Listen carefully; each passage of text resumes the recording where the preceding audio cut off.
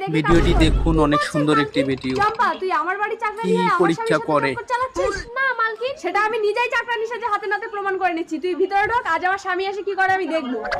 ইন্দু, আমার স্বামী এসেছে, এবার আমি চাকরানি শুরু যাই।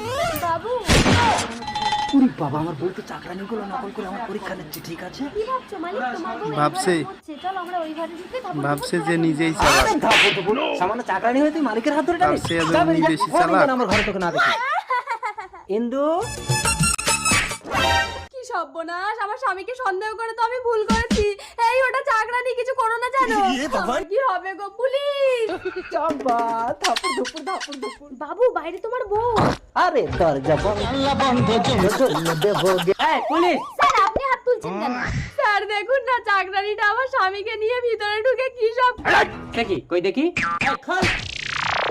ये सब क्या देख সরি ম্যাডাম।